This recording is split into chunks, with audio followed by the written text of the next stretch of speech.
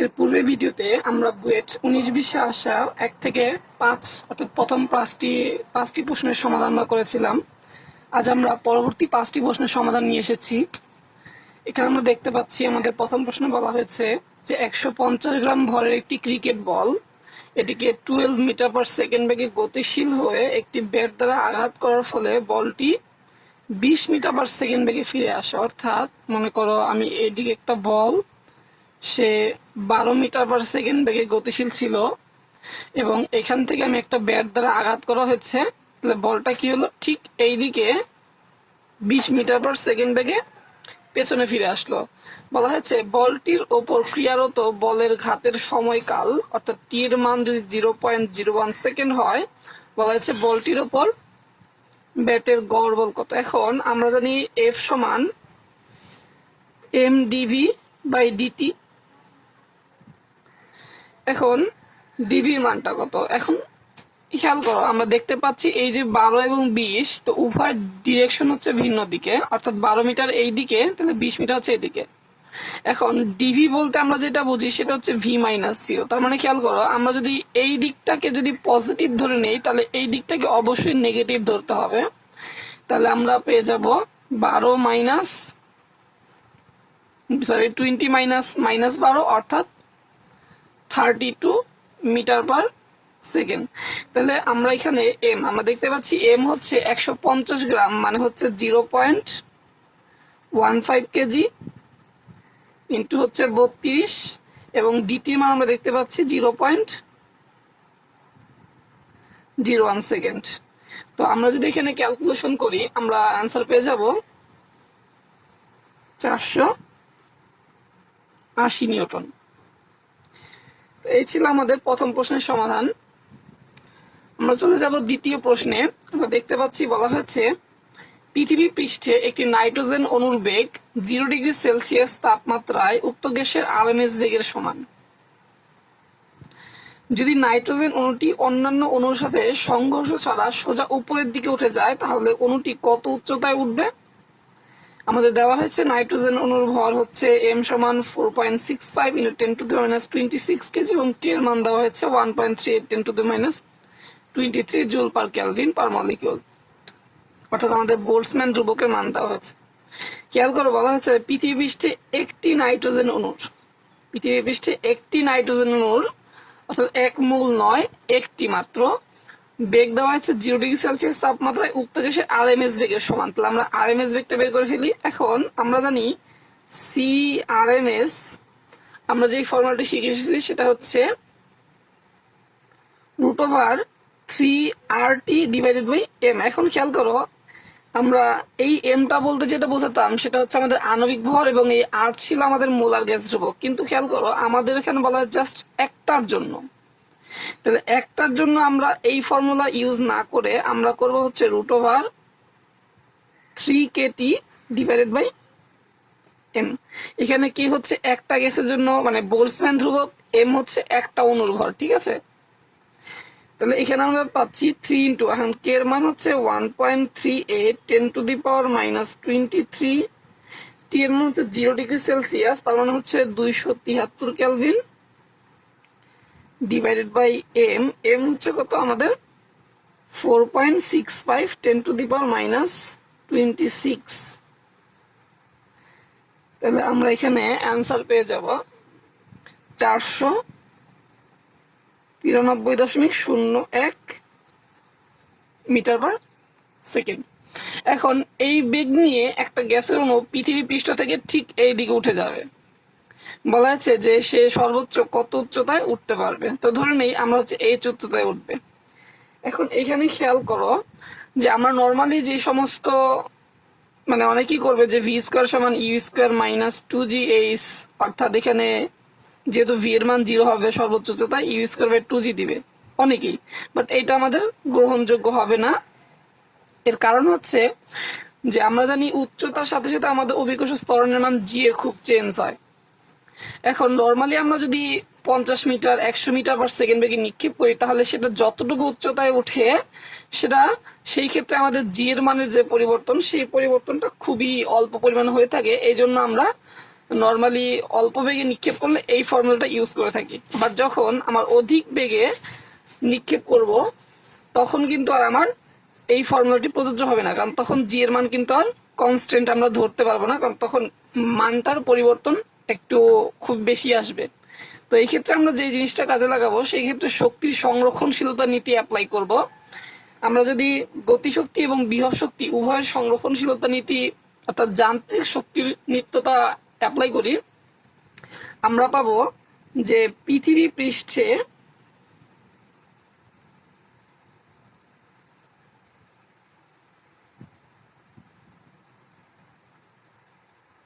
গতিশক্তি প্লাস বিভব শক্তি এবং সেম জিনিসটাই আমরা পাবো সর্বোচ্চ উচ্চতায়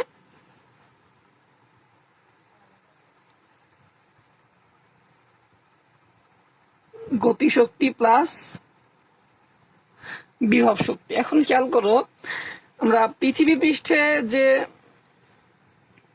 গতিশক্তি পাবো এই সর্বোচ্চ মানে এই বেগটা নিয়ে তার গতিশক্তি থাকবে, অর্থাৎ আমরা হাফ এম সিআরএমএস স্কোয়ার বলতে পারি। এবং বিভব শক্তি কত হবে এখন খেয়াল করো, আমরা নর্মালি জানি যে বিভবের ফর্মুলা সেটা হচ্ছে কি আমাদের ভি সমান যে জি এম বাই আর, তাই তো? এই আর বলতে দূরত্ব, যেহেতু পৃথিবী পৃষ্ঠে তাহলে পৃথিবীর ব্যাসার্ধ হবে। তো এইটা ছিল কিন্তু আমাদের একক ভরের বস্তুর জন্য। তাহলে আমাকে যদি এম ভরের বস্তুর জন্য বলা হয় তাহলে অবশ্যই কিন্তু এম গুণ হবে, তাই না? তাহলে আমরা এখানে বিভব শক্তি এবং এই ফর্মুলার সামনে কিন্তু একটা মাইনাস ছিল, তাহলে আলটিমেটলি এখানে আমাদের মাইনাস চলে আসবে। তাহলে G M M divided by R. এখন সর্বোচ্চ উচ্চতায় আমরা জানি সর্বোচ্চ উচ্চতায় তার কোনো বেগ থাকে না, মানে তার গতিশক্তি শূন্য, এবং সর্বোচ্চ উচ্চতায় সে যেহেতু এইচ উচ্চতায় উঠবে তাহলে আমরা সেই এইচ উচ্চতায় যে বিভব শক্তি পাবো সেটা হচ্ছে G M M divided by R plus H. ঠিক আছে, এখন খেয়াল করো আমরা প্রত্যেকটা অংশ থেকে এই ছোট এমটি আমরা কেটে দিতে পারি। এখন এই বড় জি আমরা জানি যে অভিজ্ঞ আমাদের মহাকর্ষ ধ্রুবক, এবং এই বড় এম হচ্ছে আমাদের পৃথিবীর ভর, এই আর হচ্ছে আমাদের পৃথিবীর ব্যাসার্ধ। তো আমরা জানি এই এম এর মান হচ্ছে কত, আমরা জানি এম সমান 6 × 10⁻24 কেজি, আর সমান 6.4 10⁶ মিটার, এবং আমরা জি এর মান জানি 6.673 10⁻11 newton metre square KG inverse 2। এখন আমি এখানে হিসাব করব না, হিসাব করলে অনেক সময় চলে যাবে, এবং সিআরএস এর মান অলরেডি আমাদের বের করা আছে, জাস্ট এই এইচ এর মান ছাড়া। তো তোমরা যদি এখানে হিসাব করো মান বসিয়ে, তাহলে এইচ সমান পেয়ে যাবে 12,457 মিটার। অর্থাৎ আমরা যদি এটাকে নিই তাহলে 12.457 কিলোমিটার। খেয়াল করো আমি দেখিয়ে দিচ্ছি তারপরেও যে আমরা হিসাবটি কিভাবে করব বা করতে পারি। আমরা যদি এই হিসাবটি ক্যালকুলেটরে তুলে দেই আমরা এখানে পেয়ে যাব যে 0.5 × 493 square minus 6.673 10⁻11 into 6^24 divided by 6.4 power 6 equal আমরা এখানে পাবো মাইনাস 6.673 10⁻11 ইন্টু 6^24 ডিভাইডেড বাই আমাদের 6.4 পাওয়ার 6 প্লাস এক্স। তো আমরা যদি এখান থেকে সলভ করি আমাদের এক্স এর মান চলে আসবে, আমরা এখানে দেখতে পাচ্ছি যে আমাদের এক্স এর মান চলে এসেছে 12,456.49, বা এটাকে আমরা 12,457 ধরেছি। তো এই ছিল আমাদের এখানকার বিষয়টি, আমরা চাইলে এইভাবে ক্যালকুলেটরে বের করে নিতে পারি। তো আমরা এখন চলে যাব আমাদের পরবর্তী সমস্যায়। আমাদের পরবর্তী সমস্যা হচ্ছে এটি। এখানে আমরা দেখতে পাচ্ছি আমাদের বলা হয়েছে যে 0.1 কেজি ভরের একটি কণা 0.1 মিটার বিস্তারের সাথে সরল দোলন গতি সম্পন্ন করছে। যখন কণাটি সাম্য অবস্থায় থাকে তখন তার গতিশক্তি দেওয়া হচ্ছে। কণাটির কম্পনের আদি দশা আমরা পাচ্ছি, এখানে বলা হচ্ছে গতির সমীকরণটি বের করো। অর্থাৎ আমাদের একটা তরঙ্গের সমীকরণ বের করতে হবে। আমরা জানি তরঙ্গের সমীকরণ সমান হচ্ছে এ sine omega t plus delta. তো ডেল্টা হচ্ছে আমাদের আদি দশা। তো অনেক সময় আদি দশা 0 হয়ে থাকে, এই জন্য আমরা অনেক সময় এটাকে ইউজ করি না। এবং এ হচ্ছে আমাদের বিস্তার, ওমেগা হচ্ছে আমাদের কৌণিক কম্পাঙ্ক বা কৌণিক বেগ যেটা বলতে পারো। তো এখন হচ্ছে আমরা এই জিনিসটা বের করবো। এখন খেয়াল করো, আমাদের এখানে বিস্তার দেওয়া হয়েছে, অর্থাৎ এটা হচ্ছে আমাদের এর মান। আমাদের ডেল্টা সমান দেওয়া আছে 45 ডিগ্রি। জাস্ট আমাদের ওমেগার মানটা বের করে নিতে হবে।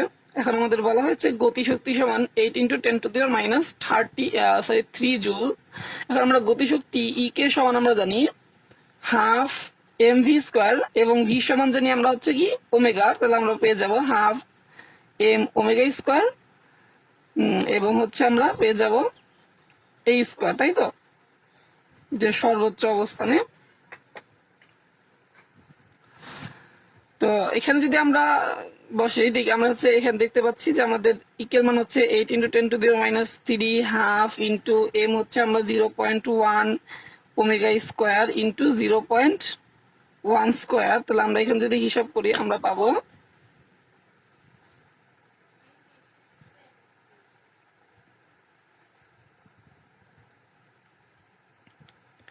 8 × 10⁻³ ইন্টু 2 ভাগ 0.1 ভাগ 0.1 স্কোয়ার। তো আমরা এখানে ওমেগার মান পেয়ে যাব হচ্ছে 4। তো আমরা এখানে ওমেগার মান যেহেতু 4 পেয়ে গিয়েছি, আমরা আমাদের পরবর্তী অংশে চলে যাই। এখন ডেল্টার মান দেওয়া আছে দেখো 45 ডিগ্রি, ঠিক আছে। এখন আমরা জানি যে এই যে কোণ দেখতে পাচ্ছি, এই কোণের ভিতরে অলওয়েজ টোটাল জিনিসটা রেডিয়ান এককে হয়। তাহলে আমরা রেডিয়ানে নিলে অবশ্যই আমরা কত পাবো, π/4 হবে। তাহলে আমরা এখানে এর মান যেটা পাবো, আমরা এর মান বসিয়ে দিলে আমরা পাবো 0.1 সাইন ওমেগা। এখন ওমেগা মানে আমরা বলতে পারি যে 40 প্লাস π/4। তো এই ছিল আমাদের এখানকার ইকুয়েশন, গতির সমীকরণ। আমরা পরবর্তী প্রশ্নে চলে যাই।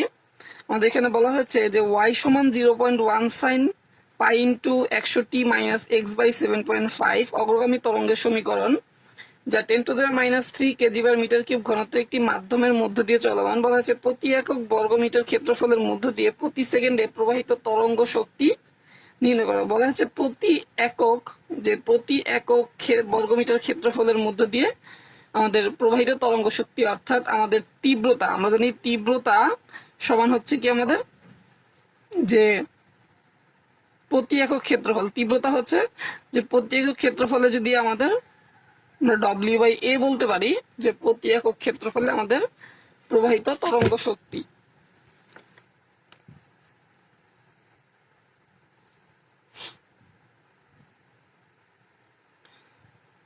তো আমরা যদি এখানে দেখি আমাদের প্রতি একক ক্ষেত্রফলের মধ্যে প্রতি সেকেন্ডে তীব্রতা সমান আমরা জানি P/A।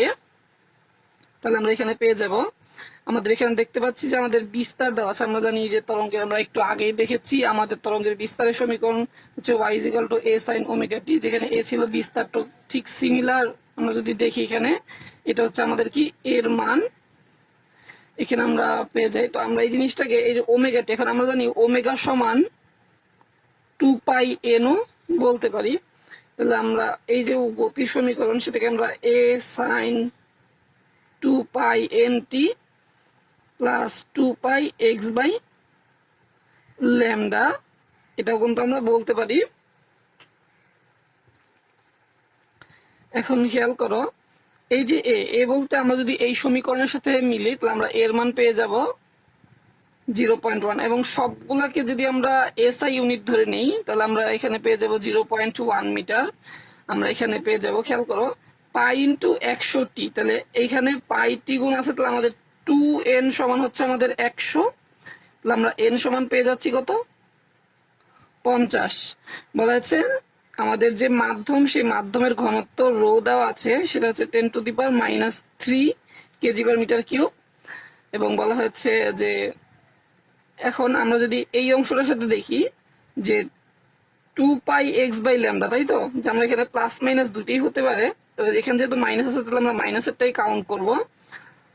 তাহলে আমরা এখানে ল্যামডা সমান পেয়ে যাব যে আমরা 2π/x/λ সমান আমরা বলতে পারি কি যে πx/7.5। তাহলে আমরা এখানে ল্যামডা সমান পেয়ে যাব 15 মিটার। ঠিক আছে, তাহলে আমরা ল্যামডা সমান যদি 15 মিটার পাই, এখন আমাদের যে তরঙ্গের যে তীব্রতার ফর্মুলা, এটা হচ্ছে আমাদের 2π², আমাদের ফর্মুলা হচ্ছে 2π²m² রো ইন্টু হচ্ছে আমাদের ভি ইন্টু a²। এখন আমরা যদি এখানে দেখি, আমাদের এখানে পাই তো আমরা জানি, এখানে m² বলতে কম্পাঙ্ক, যে কম্পাঙ্ক আমরা অলরেডি বের করেছি 50 হার্টজ। আমরা এখানে রো দেখছি আমাদের ঘনত্ব মাধ্যমের, ভি হচ্ছে তরঙ্গের বেগ, এ হচ্ছে আমাদের বিস্তার, অর্থাৎ এই এ বলতে আমাদের এই যে এই এটা এখানে বোঝানো হয়েছে। এখন খেয়াল করে আমরা ভি আমরা বের করব। এখন আমরা জানি ভি সমান হচ্ছে আমাদের এন ল্যামডা, একটা ফর্মুলা। তাহলে আমাদের এন হচ্ছে 50, ল্যামডা হচ্ছে 15। তাহলে আমরা এখানে পেয়ে যাব 750 মিটার/সেকেন্ড। তাহলে আমরা যদি এখানে খেয়াল করো 2π², আমরা n² যদি 50 বসিয়ে দেই, আমাদের রো হচ্ছে কত, যে আমাদের রো হচ্ছে 10⁻³ আমাদের ভি হচ্ছে 750, আমাদের বিস্তার হচ্ছে 0.1²। তো আমরা যদি এটি বসিয়ে দেই, আমরা অ্যান্সার পেয়ে যাব হচ্ছে 370.11 মিটার/সেকেন্ড। তো এই ছিল আমাদের এই প্রশ্নটির সমাধান। আমরা চলে যাব আমাদের পরবর্তী সমস্যায়। আমরা দেখতে পাচ্ছি যে আমাদের এখানে বলা হয়েছে একটি উত্তল লেন্সের ফোকাস দূরত্ব 0.2 মিটার। এটিকে গ্লাসের তৈরি, যেই গ্লাসটার প্রতি স্বর্ণাঙ্ক হচ্ছে 1.5, এটিকে 1.33 প্রতি স্বর্ণাঙ্ক বিশিষ্ট পানিতে ডুবালে লেন্সটির ফোকাস দূরত্বের পরিবর্তনটা আমাকে নির্ণয় করতে বলা হয়েছে, যে কত পরিবর্তন ঘটলো। এখন খেয়াল করো, আমরা ধরে নিলাম বায়ুতে তো আমাদের ফোকাস দূরত্ব অর্থাৎ FA সমান আমাদের 0.2 মিটার দেওয়া হয়েছে, বলছে এটাকে আমরা পানিতে ডুবাতে হবে, অর্থাৎ তখন এই FW-টা কত। তো তারপর হচ্ছে আমাদের ডেল এফ, অর্থাৎ আমাদের এই পানিতে দেওয়ার পরে এবং এর সাথে যে পরিবর্তনটা হয় সেটা বের করতে হবে। এখন আমরা জানি যে 1/FA সমান হচ্ছে μg/μA -1, মানে যখন এটা বায়ুতে ফোকাস দূরত্ব 1/r1 - 1/r2, এটাকে আমরা 1 নম্বর ইকুয়েশন দিই। আমরা পরবর্তী ইকুয়েশন যদি আবার দেখি পানিতে, অর্থাৎ পানিতে যদি ফোকাস দূরত্ব FW হয়, তাহলে আমরা FW সমান লিখতে পারি যে μg/μW -1, এটা কিন্তু আমরা 2 নম্বর ইকুয়েশন। ঠিক আছে, এখন খেয়াল করো, আমরা পানিতে রাখি আর বায়ুতে বা যেই মাধ্যমে রাখি না কেন, আমাদের কিন্তু ওই উপাদানের মানে যেই যন্ত্র মানে যেই কাঁচ দিয়ে তৈরি, সেই কাঁচের কিন্তু মানে বক্রতার ব্যাসার্ধ কিন্তু চেঞ্জ হবে না। তার মানে সেম যেহেতু, তাহলে আমরা যদি 1/2 করে দিই, অর্থাৎ 1/FA / 1/FW, আমরা এখানে পেয়ে যাব μg/μA -1।